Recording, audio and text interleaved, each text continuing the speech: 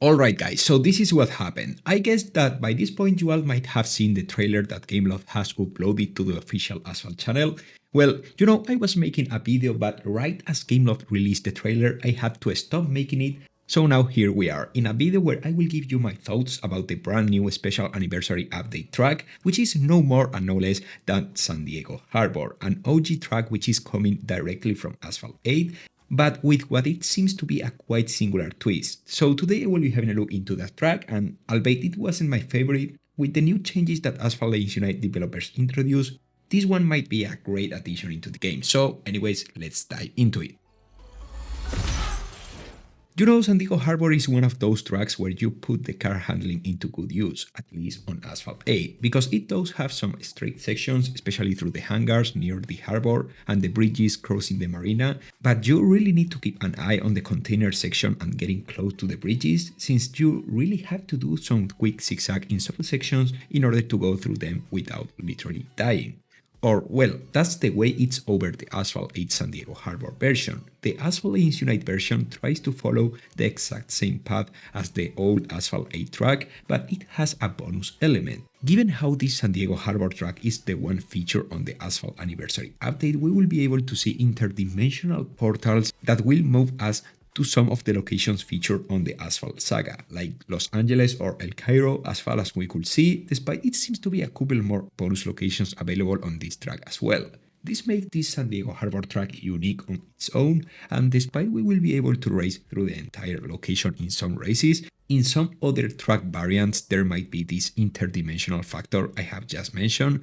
and that just makes this location extra interesting. And I do really think that this clearly demonstrates that rather than focusing on extreme realism, the developers are seeking to stick to the arcadish factor that sets apart Asphalt Legends Unite from other competing racing games, at least on the gameplay aspect. The chance of moving from one track to the other entice players into trying other ways to catch up by taking advantage of the inherent randomness present on such feature, which is this interdimensional portal thing, since you don't necessarily will know where you might land on the other end of the portal. And this, guys, I have to admit, is quite cool as well as refreshing, which certainly says more about the true capabilities these game developers have rather than the horrendous green streak game mode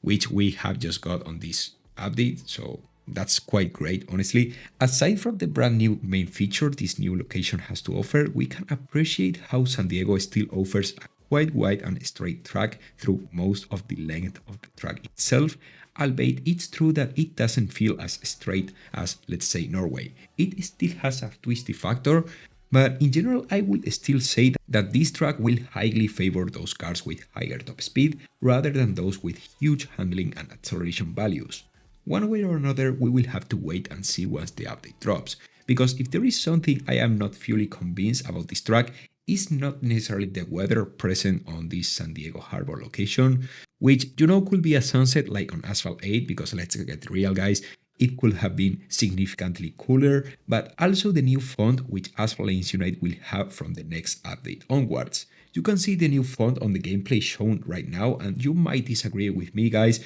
but I am not buying it that much. The current family fonts are better for the game. And that's a rock solid fact in my honest opinion. And along this brand new track, we all can expect a brand new Drive Syndicate to arrive in the near future, but as usual, we will know more about that once the patch notes become publicly available.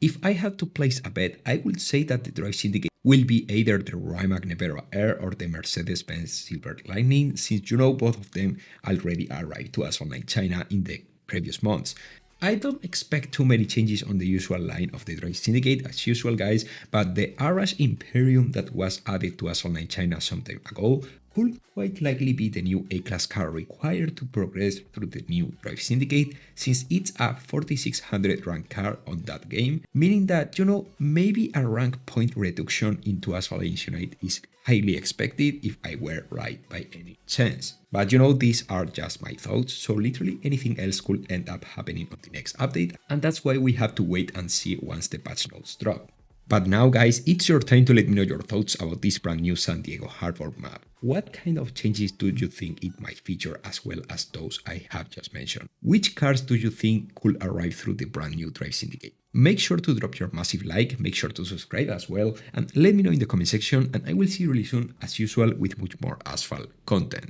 Goodbye guys.